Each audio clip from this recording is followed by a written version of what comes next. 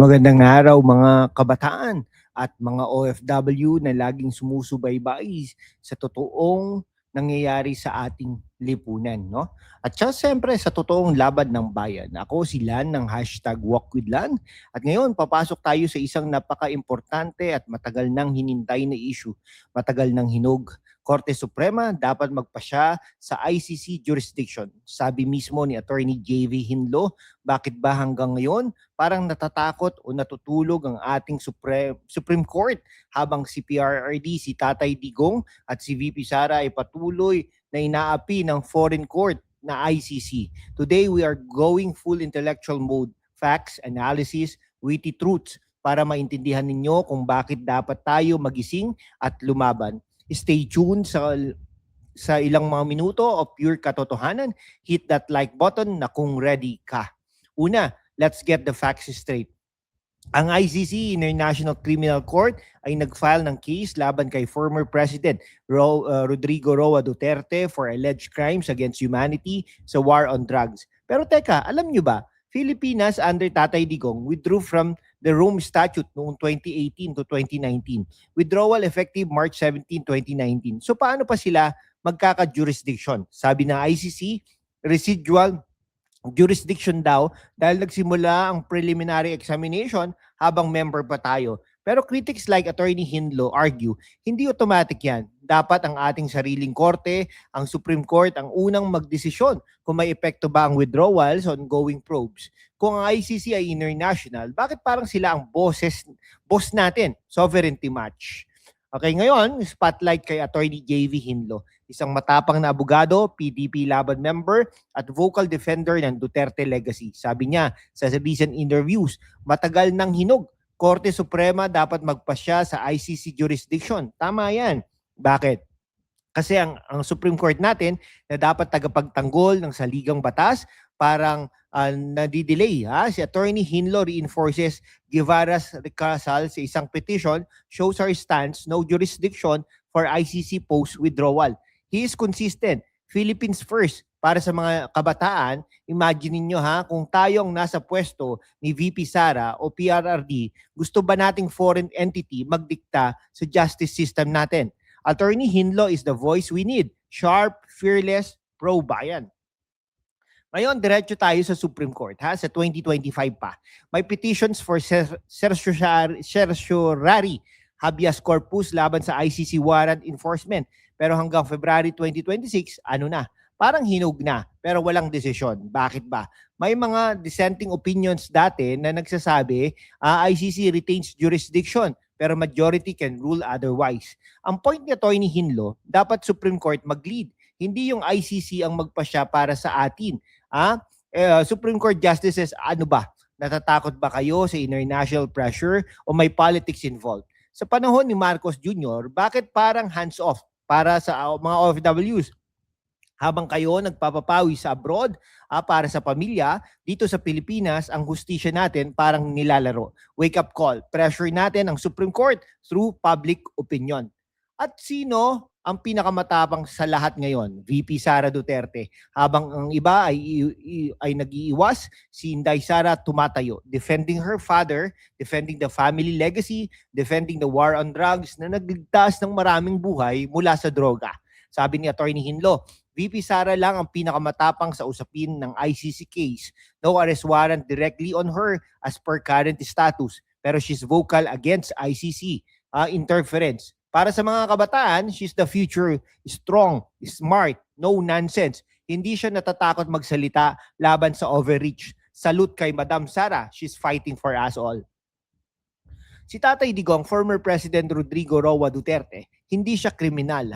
Siya ang nagbigay ng peace sa maraming barangay na dati drug-infested. Thousands of lives saved. ICC calls it crimes against humanity. Pero sa atin, it's justice. Withdrawal was his bold move. Philippines not subject to foreign courts. Attorney Hinlo backs this. Jurisdiction challenge is valid. Witty take tayo ICC wants to try our president for cleaning streets. Pero sila mismo may issues sa iba nilang cases. Selective match. PRRD forever, our hero.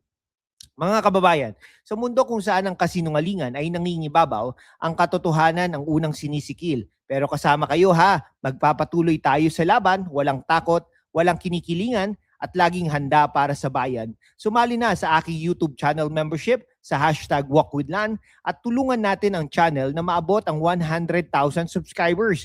Ang inyong suporta ang susi sa kalayaan natin para ipagpatuloy ang pagbabalita ng katotohanan. Salamat at kita-kits sa laban. If you're in, drop laban in comments section.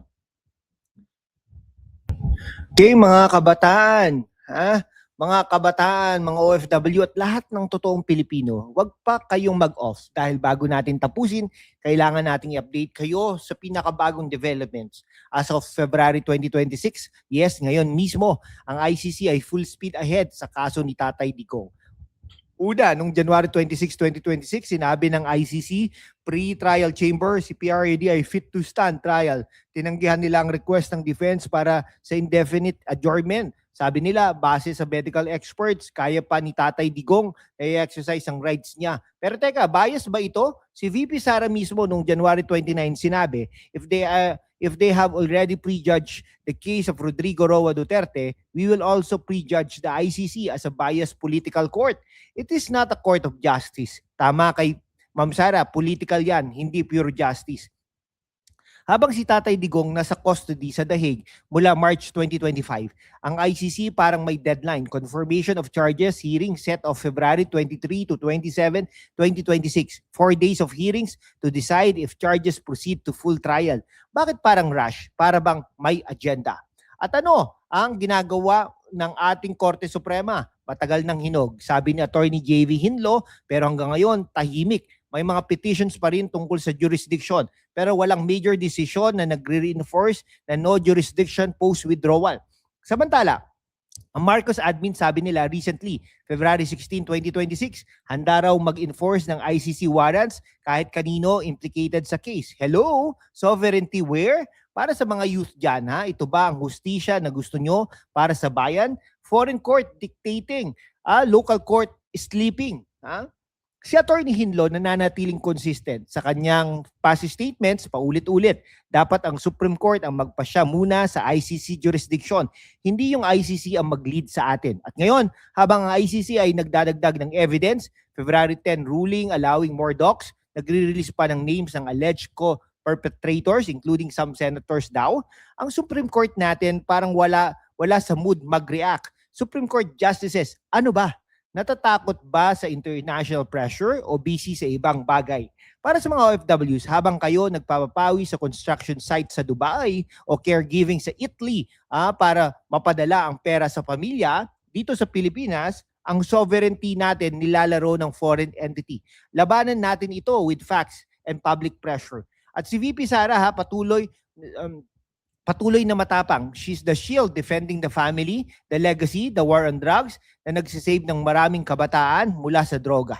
Noong January, ginamit pang ICC ang statements niya ni Omar, ni Gurley para i-justify ang continued detention ni PRRD. Pero hindi yan, nakakapigil kay Ma'am Sara. Siya pa rin ang pinakamatapang, salute ulit. So ano ang takeaway natin dito? Matagal ng hinog pero hindi lang desisyon ng SC ang kailangan.